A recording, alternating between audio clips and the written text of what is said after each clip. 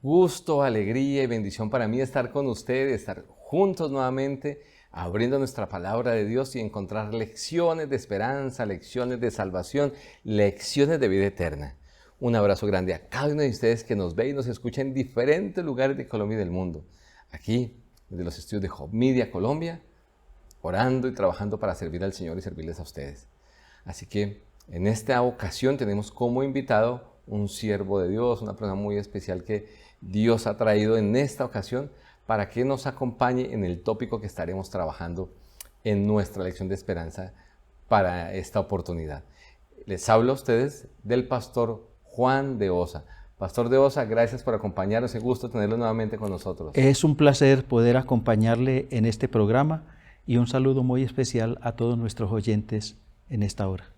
Así es, el pastor Juan de Osa, muy conocido por muchos de ustedes, es un invitado de la casa, nos ha acompañado en muy buenas ocasiones. El pastor de Osa es docente de nuestra Corporación Universitaria Adventista UNAC, más conocida aquí, ¿cierto? Sí, en nuestro medio. Así es, en el medio aquí en Colombia. Él en ese momento está dictando las cátedras de Daniel, Apocalipsis, creencias cristianas, ciencia y religión. También estoy trabajando con arqueología y también estoy trabajando con griego. Vea pues, así que es una persona que Dios ha preparado y que traerá pues bendición para nosotros en este momento. Así que vamos juntos a orar, a pedir la dirección de Dios para abrir su palabra. Oremos. Bendito Dios, gracias porque siempre tienes cuidado de nosotros. Gracias porque, Señor, siempre que nos permites venir a tu santa palabra, lo haces con la intención de bendecirnos, de permitirnos conocerte más para reflejarte al mundo. Acompáñanos al estudiar ese tópico importante, pues lo pedimos y lo agradecemos en Jesús. Amén. Amén. Esperamos Dios bendiga sus vidas, estaremos orando también por ustedes.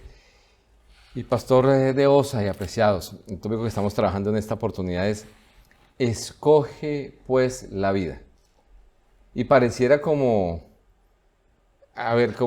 muy lógico que se nos diga escoge pues la vida, pues ¿quién va a escoger algo diferente, cierto? Es correcto, sí. Si nos dan a escoger algo que nos va a hacer feliz y algo que nos va a hacer infeliz, pues todo el mundo diría, no, pues, todo el mundo va a escoger lo que nos hace feliz, pero vamos a mirar a lo largo de ese tópico que no siempre es tan lógico y funciona de esa manera.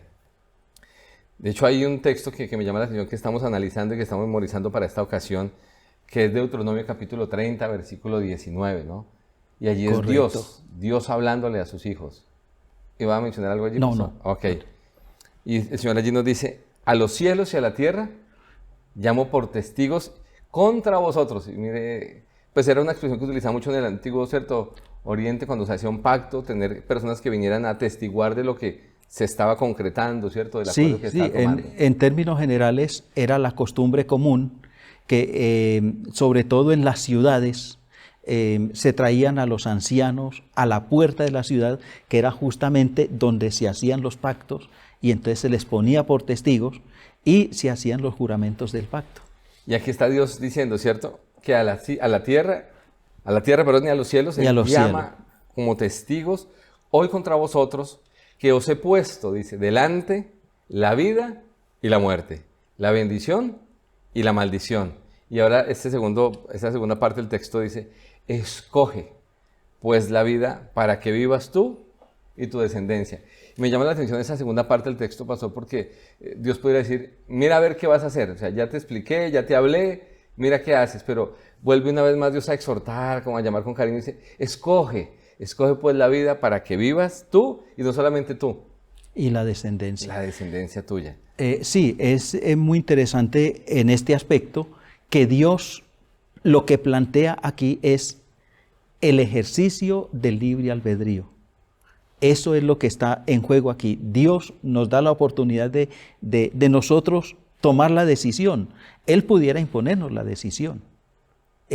Pudiera, como dicen por ahí en el argot popular, doblarnos el brazo para que nosotros hagamos lo que Él nos dice. Pero Él cuenta con mi voluntad, cuenta con nuestra voluntad, para que nosotros seamos quien tomemos una decisión. Así es. Y en ese orden de ideas, pastor, me llama mucho la atención, Dios nos da la capacidad de decidir, nos da total libertad, pero siempre hace Dios un esfuerzo grande en ayudarnos a decidir lo correcto. O sea, como ese papá amoroso, ¿no? Que te dice, bueno, tú estás libre, tú puedes tomar tus decisiones, pero ojalá puedas irte por acá porque te va a ir muy bien. Sí. Siempre cuando uno ama a alguien, uno quiere, ¿cierto? Y a veces enfatiza algo, pero allí dice, por eso leo yo allí, escoge pues la vida. Sí. Y lo veo como un llamado de amor.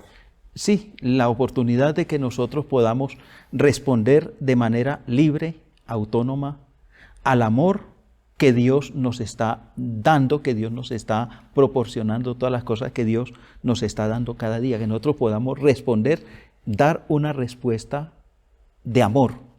Eso también es muy enfático en esto de que Dios primero aconseja, primero enseña y después dice, bueno, ahí tienen ustedes la oportunidad. Nos lo hace porque nos ama y en ese amor Dios nos respeta la decisión personal y eso es la mayor prueba justamente del amor de Dios. Como decía ahora, Él pudiera hacer que nosotros hagamos lo que Él quiere, pero simplemente por su amor que nos tiene, por su misericordia, Él nos hace los llamados y espera nuestra respuesta. Así es. Y pastor, me llama la atención que, pues si uno le pregunta a la mayoría de las personas hoy si quieren vivir, ¿qué nos dirían? Sí, la Biblia lo dice también muy claramente. Y por cierto, no son ni siquiera palabras de Dios, sino las palabras de Satanás mismo. En lo que el hombre tiene, eso dará por su vida. Así es cierto lo que dará por su vida. Y si te pregunto a ti, apreciado hermano, amigo que nos ves, que nos escuchas, ¿tú quieres vivir mucho o vivir poco? Creo que todos dicen, no, yo quiero vivir mucho. Queremos vivir y en la situación que está nuestro país y que está el mundo, ¿no? Con este tema todavía de la pospandemia, que en algunos lugares hay unos rebrotes y todo el mundo tratando de protegerse de una manera, de otra, el distanciamiento, la mascarilla. Mucha gente todavía no asiste a los templos, no asiste a ciertos tipos de actividades aún familiares porque quiere preservar la vida. Queremos vivir mucho tiempo, nos aferramos a la vida. Siempre que algo, de hecho, no sé si a ustedes les pasa, yo soy muy nervioso a veces cuando voy al médico. Cuando uno al médico y lo examina y uno espera que el médico siempre diga que todo está ok. Cuando a veces uno ve que dice, pues mire, por aquí estoy encontrando, cuando uno escucha esa frase, como que a veces me pasa a mí un frío y me dice, doctor, y me van diciendo, mire, encontré esto, vamos a hacer un examen, y empiezo yo, pero es muy grave, es muy delicado, y a veces se ríen porque me dicen, no es tan delicado, pero nos toca hacer un seguimiento para que eso no se convierta en algo más complejo, ¿no? Nos aferramos a la vida, pastor, pero una pregunta que me surgió en este tópico es, ¿nos estamos realmente aferrando a la fuente de la vida? O sea, porque decimos, yo no quiero morirme y vamos tomando decisiones y aferrándonos a ciertas cosas que en última instancia realmente no nos llevan ni nos conectan con la vida, sino que a veces nos van llevando a la por muerte, el contrario, a la destrucción. A la destrucción. Sí, es que en eso nosotros somos bien contradictorios. Uno se sorprende a uno mismo, se sorprende de uno mismo, que uno está buscando hacer, bueno, lo que decía Pablo, pastor, para resumirlo de una manera más fácil. Pablo dice, yo con la mente permanentemente estoy buscando hacer el bien, pero nos contradecimos cuando nosotros mismos decimos que estamos buscando el bien, pero paramos haciendo el mal. Eso se aplica a todos los órdenes de la vida.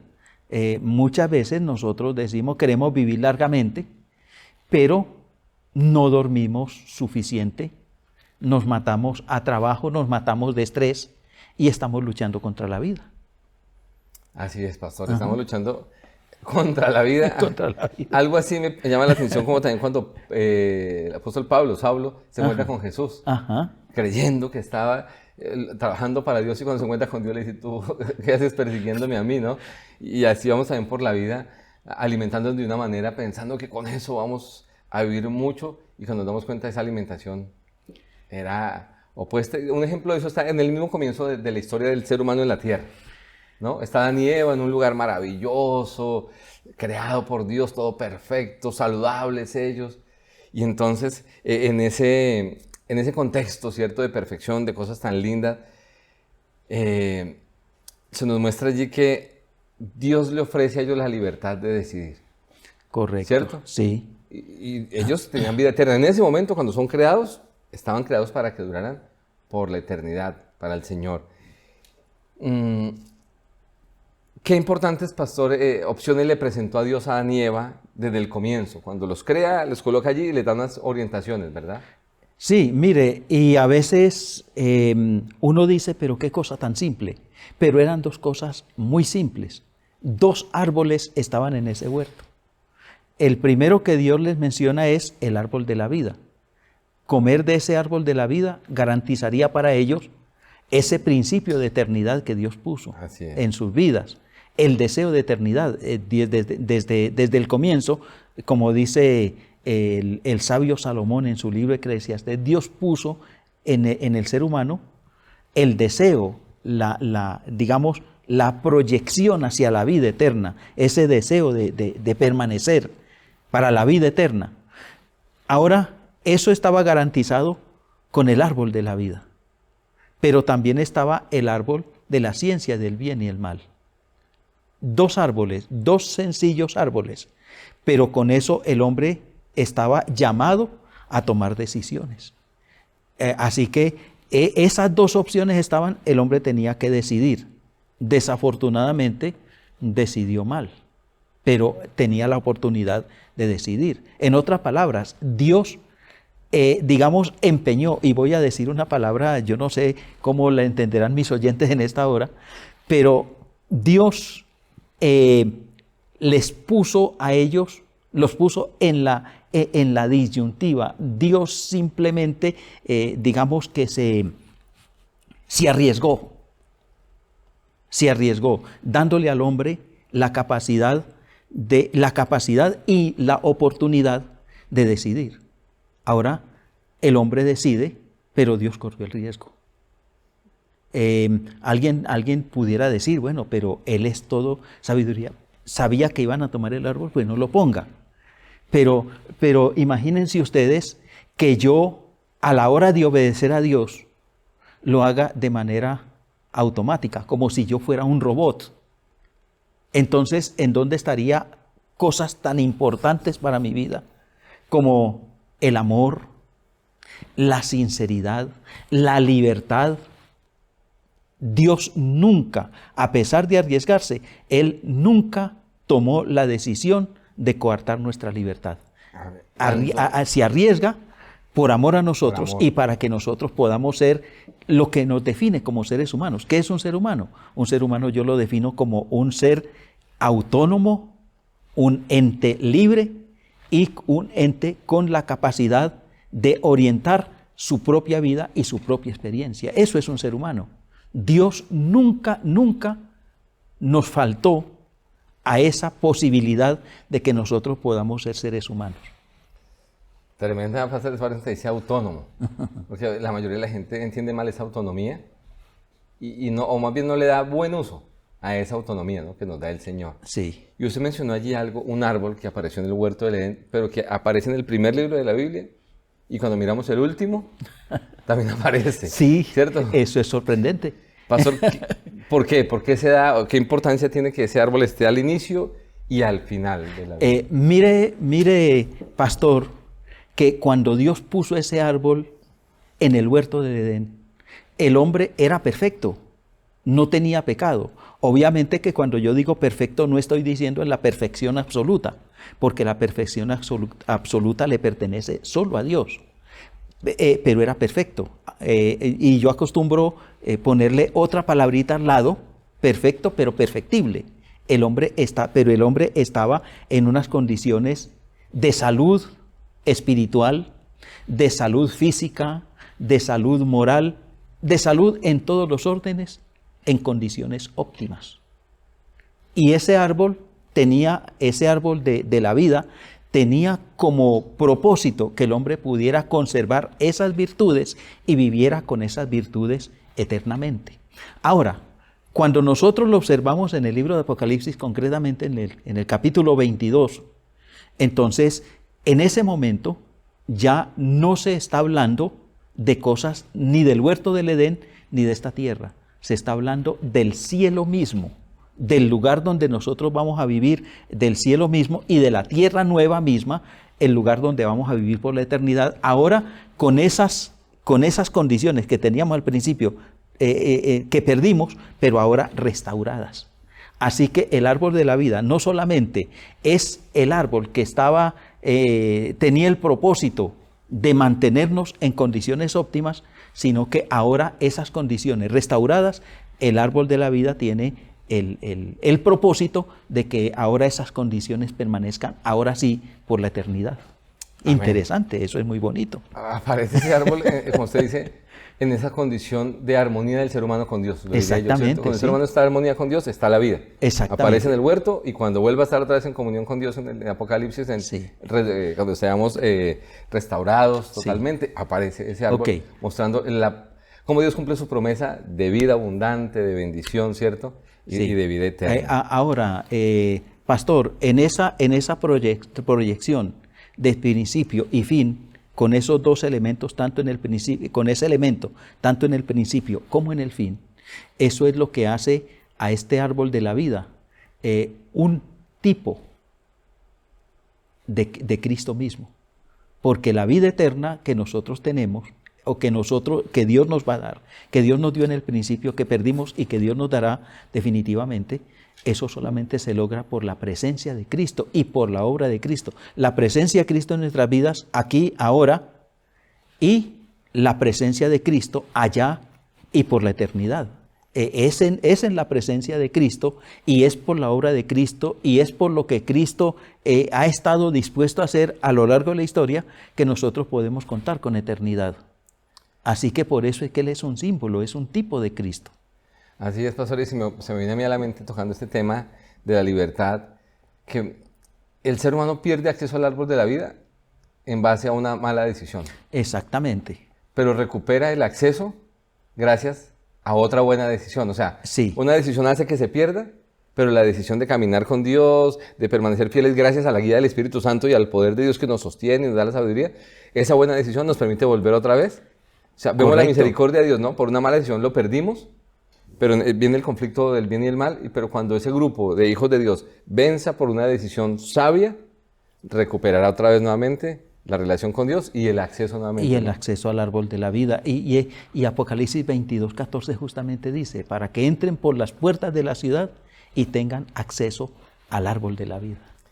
Así, y ahorita se me viene pues a la mente algo y que tal vez quiero como invitar a los que están conectados con nosotros, viéndonos, escuchándonos, a que piensen, de pronto escriban ahí en las cajas de comentarios qué tipo de decisiones tomamos diariamente, porque uno piensa, eso fue la decisión de Adán y Eva ya, ¿no? Fue la decisión de Moisés, fue la decisión de Pilato, fue la decisión del faraón de Egipto, no. Es que tú y yo tomamos todos los días decisiones para vida o para muerte.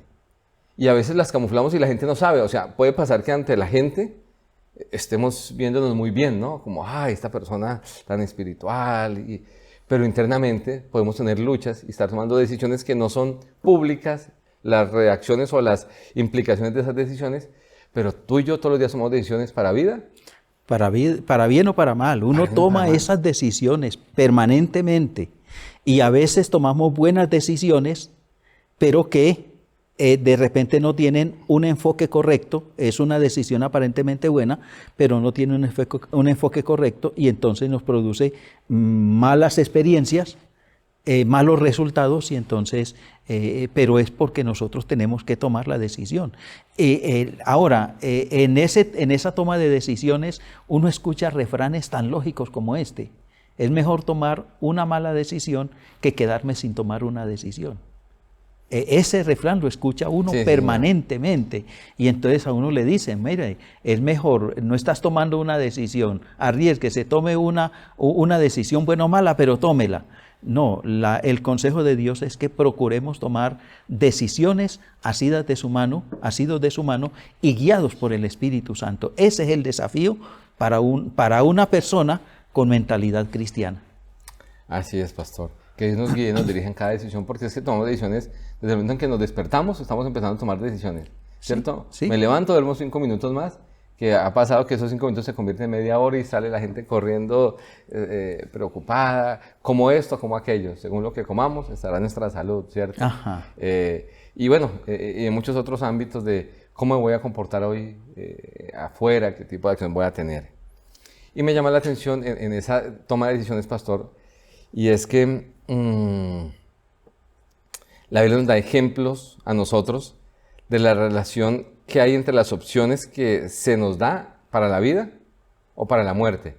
O sea, la Biblia siempre presenta dos grupos: los salvos o los perdidos, los justos y los injustos. Y me llama mucho la atención allí que se nos muestra que cada ser humano es responsable de su destino. No podemos culpar ni a los vecinos, ni a Dios, ni a nadie. Se nos dan los elementos para tomar decisiones, pero cada uno de nosotros las toma y por tomarlas de manera personal somos responsables, ¿cierto? Y a veces hay gente que se va quejando: no, es que yo hice esto porque fulanito o porque fulano me trató así, entonces yo reaccioné de esta manera. Hace un ratito tomábamos en cuenta que tú y yo no podemos controlar las situaciones que se presentan alrededor, nuestras circunstancias. Tal vez algunas sí, pero otras se salen de nuestro control. Pero lo que sí podemos controlar es nuestra reacción a esas circunstancias, ¿cierto? Hay gente que cuando lo maltratan reacciona con violencia y gritando, y otros reaccionan con tranquilidad. Mire que me llamó la atención una vez en un lugar, una persona agredió a otra, verbalmente, le habló muy fuerte. Y yo estaba escuchando y yo esperaba la reacción de la otra persona también fuerte. Y la persona lo que le hizo, ¿sabes? Fue algo le preguntó: ¿tú has hecho tal cosa? Y dijo: sí, yo hice eso. Y la persona se enojó. Y entonces el que había sido ofendido hace un momento y lo habían gritado, fue y se levantó y la abrazó. Y le dijo: mira, yo he hecho eso, pero discúlpame, yo a ti te amo mucho, yo te quiero mucho. Y me di cuenta que automáticamente la actitud de quien antes estaba enojado cambió totalmente. No, y se volvió un diálogo muy bonito y muy ameno, pastor. Sí. Entonces, la Biblia nos presenta eso. No hay término, a veces nos queremos colocar en un término medio. Hay gente que dice: no, pues yo no soy malo, pero tampoco soy un santo, ¿no? Ajá. Ahí vamos.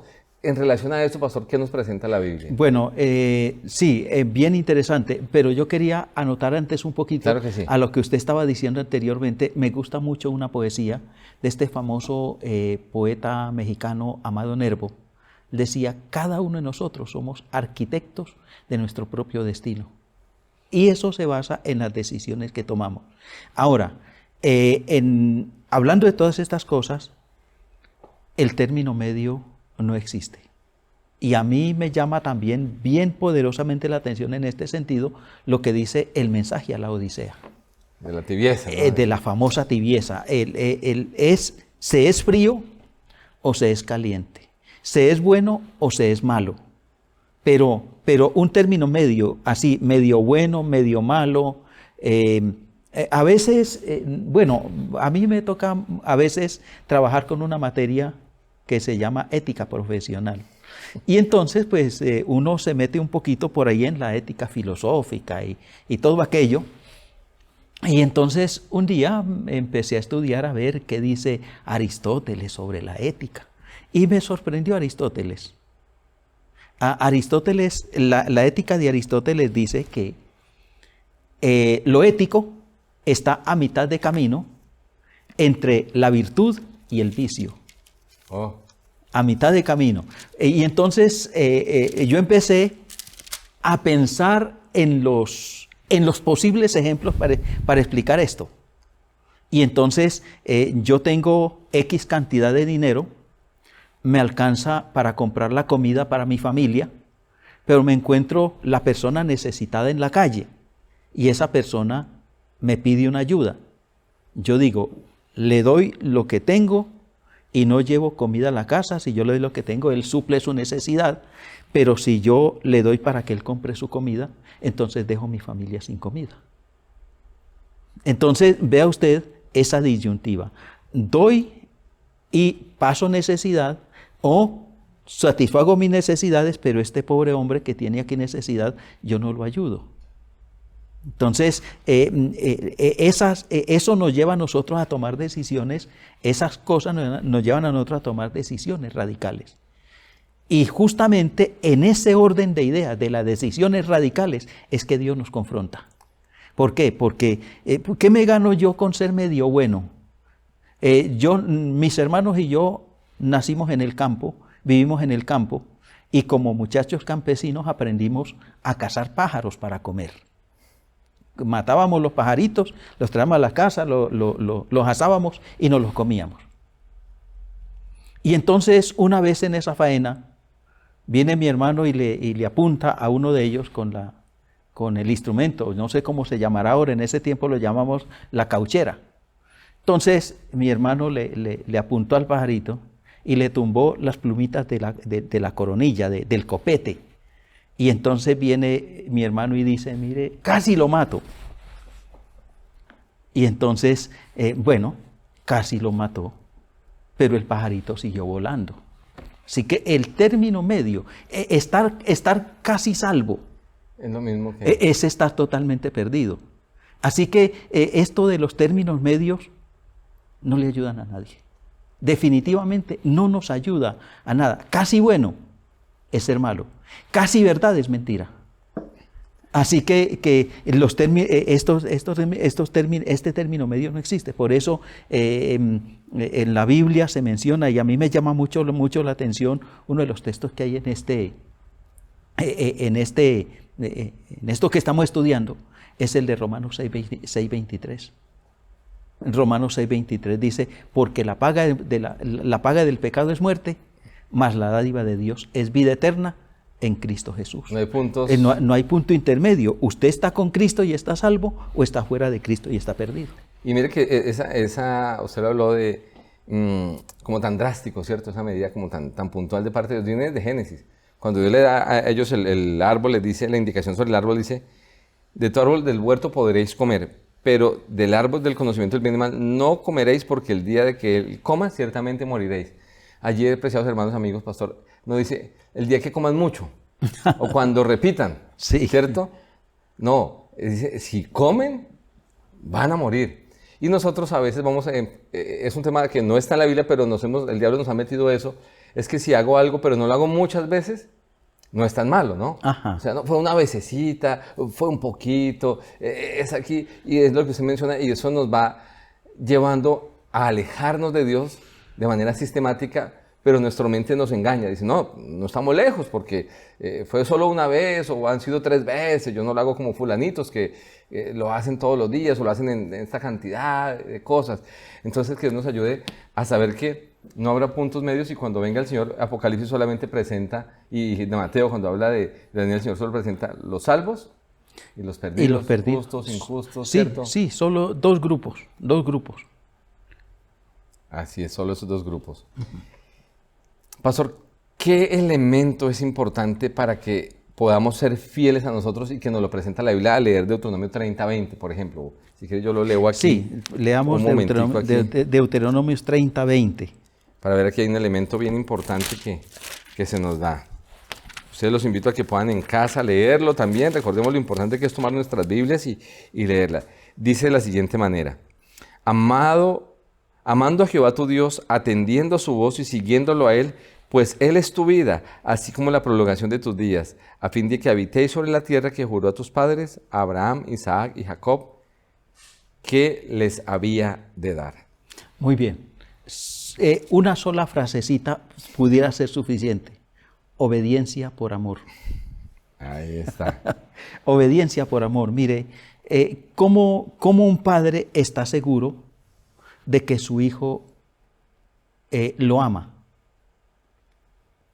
Simplemente porque el hijo obedece, porque el hijo responde al amor del padre.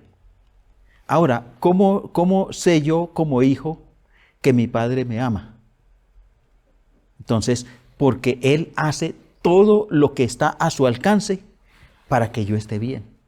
Así que aquí es simplemente, el tema aquí es obediencia por amor. No podemos, digamos, los métodos coercitivos. Los métodos coercitivos no forman parte del plan de Dios. ¿Por qué? Porque Él simplemente nos ama. Y como nos ama, nos pide algunas cosas. Ahora, nosotros respondemos a ese amor que Dios tiene por nosotros, justamente haciendo lo que Él nos pide. Y en el Nuevo Testamento, en el Evangelio de Juan, eso está clarito. Si me amáis, guardad mis mandamientos.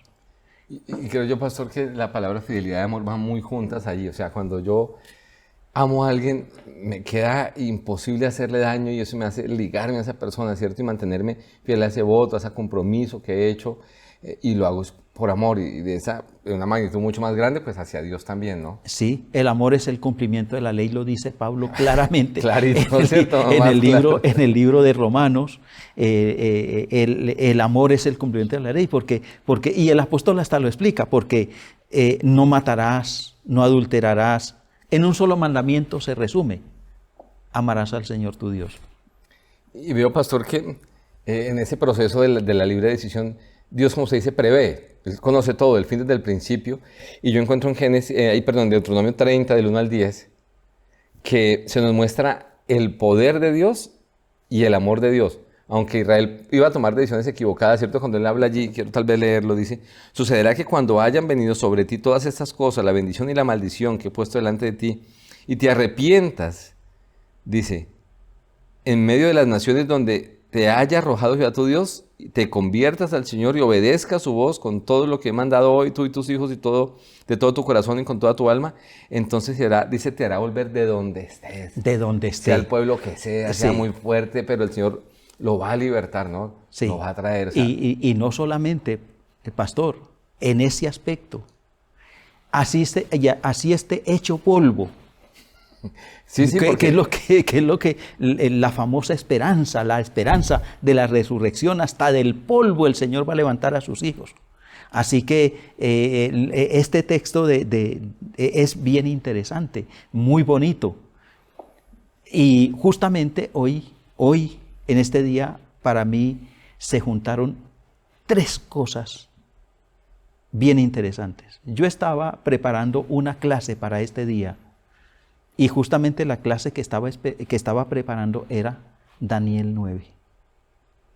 Entonces, bueno, yo leí la lección, saqué los apuntes, en fin. Pero me acordé de una ópera. Me acordé de la ópera Nabucco. Eso es de Giuseppe Verdi. Y entonces, yo no sé, me dio por buscarla y la encontré. Y entonces, justamente me encontré la cantata de la ópera donde habla de los cautivos. Yo no pude entender cómo ese coro logró terminar de cantar eso. Pero a mitad de la presentación, el público se paró para aplaudir y para gritar. Bueno, el director tuvo que dar un discursito ahí para que la gente se calmara, y entonces volvió a convocar a su coro y empezó a cantarlo. Cuando el coro terminó, todo el coro estaba llorando, y yo también. ¿Por qué? Porque eran los cautivos, literalmente Israel cautivo en Babilonia. Y entonces ellos sentados en el piso, mirando hacia la dirección en que estaba Jerusalén. Bueno, y ahí hacían la representación, cantando esa cantata de los expatriados. Y entonces ellos decían, la canción decía la patria nostra, porque claro, Giuseppe Verdi produjo eso en italiano. Entonces se juntó eso. Y por otro lado, entonces el recuerdo de uno mismo como expatriado. Entonces, porque aunque yo soy de esta patria, yo tengo otra patria y estoy expatriado de esa patria. Entonces, todas esas cosas se juntaron y yo dije, Dios mío, qué misericordioso es el Señor con este pueblo de Israel. Allá estaba Daniel. Y Daniel estaba consultando la profecía. Eso se presenta en el capítulo 9, consultando la profecía, consultando a Jeremías. Y él dice, son 70 años. Y ya son esos 70 años. Y como que no se ve por ningún lado ningún indicio de que viene la liberación. Y entonces Daniel ora. Y a una velocidad divina, yo no tengo otra manera de explicarlo. La física humana no tiene ni las medidas, no tiene las magnitudes para yo poder decir, mire, venía con esta velocidad. Lo cierto es que donde hubiese estado el ángel, la oración dura 3 minutos y el ángel al principio de la oración fue enviado y al final de la oración ya estaba ahí. ¿Y cuál era la promesa que traía el ángel? Que el pueblo iba a ser liberado. Y entonces ahí es donde este texto cobra sentido. ¿Por qué? Porque entonces viene Dios y los trae, porque uno de los 3 temas que estaba leyendo era justamente este. Y entonces Dios va y los encuentra allá, sumidos en esa esclavitud terrible. Daniel confiesa los pecados del pueblo y Dios entonces viene, les trae una promesa. Recordemos que ese mismo Darío que menciona aquí propició que se construyera el templo. Es decir, que ellos volvieran a ser un pueblo, y entonces ahí es donde uno ve que a pesar de los errores que nosotros cometemos, entonces Dios tiene misericordia de nosotros y siempre está brindándonos nuevas oportunidades. Tanta misericordia, pastor. Dice, como dice Lamentaciones, nuevas son. Nuevas son cada mañana. Y son nuevas cada mañana. Así es, nuevas cada mañana. Sí. Y veo, pastor, que allí Dios en su infinita bondad, como usted lo menciona, habla de su poder y su bondad. Allí le dice a ellos, en el versículo 11, el capítulo 30, porque este mandamiento que yo te ordeno hoy no es demasiado difícil. O sea, Dios como con amor le dice, yo te estoy mandando eso, pero esto no es complicado, no tienes que estresarte porque esto es fácil. No está en el cielo para que diga, cierto, quién subirá por allá hasta tan lejos y nos lo traerá para que lo podamos oír y lo cumplamos. No está al lado del mar para que quién va a ir hasta por allá y va a atravesar el mar, dice el Señor. Pues muy cerca está de ti mi palabra, está en tu boca, en tu corazón, para que la cumplas. O sea, sí. Dios colocó eso, ¿cierto? Una de las conclusiones a las que llegamos con esa clase hoy es que Dios está a la distancia de nuestras oraciones. Así es, a la distancia de una oración, de un diálogo con Dios. Un diálogo con Dios, así que Él simplemente está a nuestro lado. Y entonces ahí es donde yo también me gusta mucho un texto de Juan. Dice, y sus mandamientos no son gravosos. Es decir, no son difíciles, no están fuera de nuestro alcance. Primero, porque no son difíciles. Y en segundo lugar, porque tenemos ayuda. Y la ayuda que tenemos es justamente la ayuda del Espíritu Santo, que nos los propicia, que nos los presenta, que los escribe en nuestro corazón para que los tengamos ahí. Y pastor, veo que también este tema de las decisiones, ¿cierto? Que estamos hablando hoy, de escoger bien, de manera sabia, tiene que ver con la adoración. Ay, sí. ¿Cierto? Un elemento importante. De hecho, allí Dios hace una advertencia, una aclaración en Deuteronomio 4:19, le dice, no sea que alces tus ojos al cielo viendo el sol, la luna, las estrellas y todo el ejército del cielo y te dejes seducir, ¿cierto? Y te inclines ante ellos y les sirvas porque Jehová tu Dios los ha concedido a todos los pueblos. O sea, qué fácil ellos podían llegar, ¿cierto?, a desviarse como otros pueblos lo habían hecho. Será importante para nosotros, pastor, esa advertencia que Dios le hace al pueblo de Israel de ese entonces. Y uno puede decir, no, pero nosotros no adoramos al sol y a la luna, pero ¿en qué contexto para nosotros eso cobra valor y significado importante? Mire, pastor, estudiando un poquitito todos estos contextos del Antiguo Testamento, adorar al sol, a la luna, tener en la casa un Dios, en ese tiempo daba prestigio, y mucho. Si no, pensemos, por ejemplo, en el caso de la familia de Gedeón. Su padre tenía la imagen de Baal y la imagen de Acera en su casa. Y la gente venía a adorar, y estoy hablando de gente israelita. ¿Por qué eso? Porque traía prestigio. Y de paso, la gente venía a traer las ofrendas, y entonces la familia actuaba como sacerdotes. Entonces, ahora esas ofrendas, de alguna manera, también los beneficiaban a ellos. O mejor dicho, no es que de alguna manera, es que los beneficiaba, le traía bienes pecuniarios a la familia. Entonces, traía prestigio. Así que para un israelita tener un terafín, un ídolo, era parte de tener prestigio. ¿Por qué? Porque eso era lo que se vivía en su entorno. Pero la Biblia también nos menciona, y el primer mandamiento justamente habla de eso. No tendrán, y es interesante lo que dice el primer mandamiento en su idioma original, no tendrás otros Elohines delante de mí. Eso lo que significa es que si yo hago de cualquier otra cosa Dios fuera de Dios, entonces simplemente yo estoy faltando a mi responsabilidad frente a Dios. Y hay una pregunta que uno también normalmente hace: ¿con qué propósito existimos? ¿Con qué propósito existimos? ¿Para qué nosotros vivimos? ¿Para qué nos creó Dios? Y entonces las respuestas que da la Biblia son sorprendentes. Nos creó para honra y gloria suyas. Es decir, que nosotros existimos aquí con un propósito específico. Y ese propósito específico es servir a Dios. Y cuando nosotros dejamos de servir a Dios, terminamos igualito, sirviendo. ¿Sirviendo a qué? A las bagatelas de esta vida, a las cosas vanas de esta vida. Así que ahí también la decisión también es lo uno o lo otro. ¿Sirvo a Dios? ¿Adoro a Dios? ¿Vivo con Dios? ¿O vivo en otro contexto? En el contexto del mal. Así es.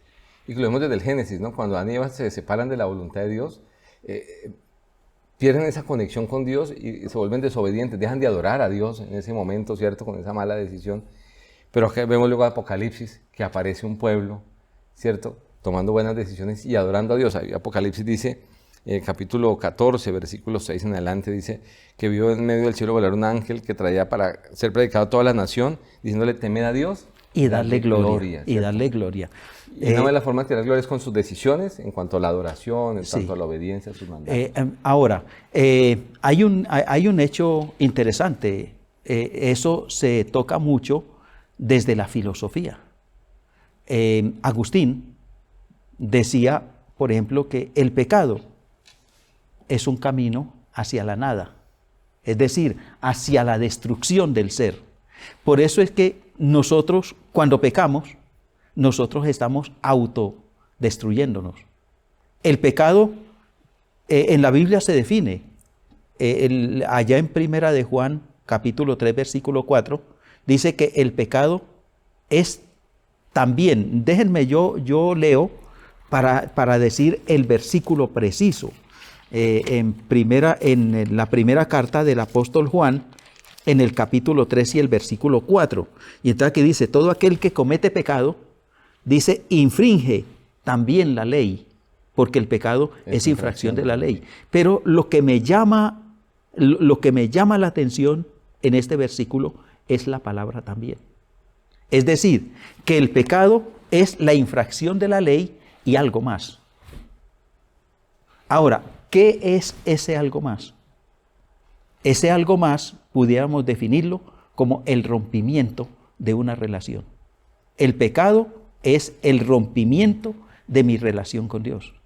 Ahora, cuando yo rompo mi relación con Dios, de hecho, en la teología sistemática es una de las definiciones que se le da a pecado, es independencia de Dios, desde la teología sistemática. El pecado simplemente es independencia de Dios. Es decir, cuando yo rompo mi relación con Dios, dejo de depender de Dios, dejo de relacionarme con Dios, entonces voy camino hacia la autodestrucción. Y eso es lo que es el pecado, según Agustín. Es un camino hacia la nada. Y él lo recalca, hacia la destrucción del ser. Así es, pastor. Pastor, un pensamiento para cerrar este tópico que estamos analizando de escoge pues la vida. ¿Cómo lo resumiría usted? Yo lo resumiría diciendo que cada día Dios nos está confrontando con decisiones que yo debo tomar. Es importante que si Dios me está confrontando con estas decisiones, yo procure hacer esas decisiones asido de su mano, siguiendo sus caminos y amparándome en su misericordia.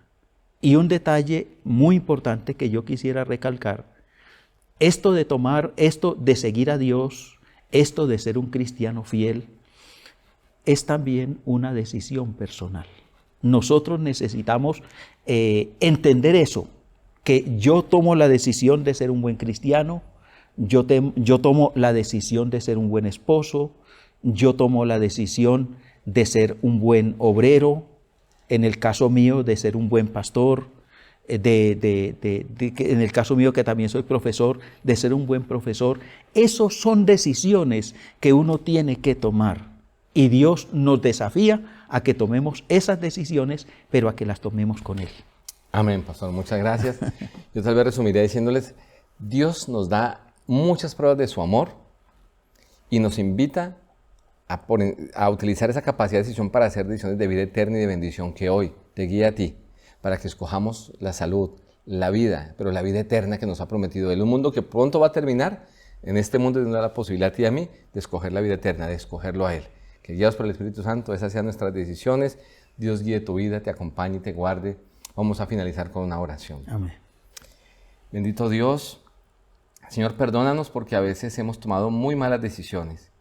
Pero así como se presentó la misericordia tuya para con Israel y les dijiste que los ibas a traer, también está tu promesa para nosotros. Y es momento para reflexionar y volver a ti, Señor. Y poder disfrutar de ese don que tienes para nosotros, que es vida, vida abundante. Y, Señor, podamos gozar de todas las bendiciones que vienen acompañadas con tu palabra y con tu ley. Guía a cada uno de los que nos acompañan, sus seres queridos. Que, Señor, sean decisiones a partir de hoy que nos acerquen a ti y nos preparen para el cielo. Bendice al pastor de Osa, a su familia, a su ministerio, su servicio como docente, Señor. Que en cada paso de su vida pueda ver que Dios sigue guiándole en decisiones de vida eterna. Nos dejamos en tus brazos de amor y lo pedimos y lo agradecemos todo en Jesús. Amén. Amén. Dios bendiga tu vida, te guarde, te acompañe y nos vemos muy pronto en una nueva lección de esperanza.